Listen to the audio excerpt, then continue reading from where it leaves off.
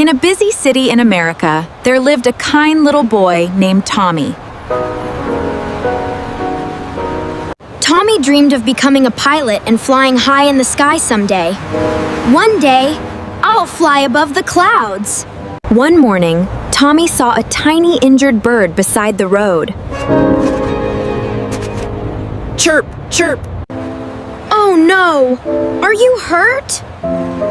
While everyone walked away, Tommy decided to help.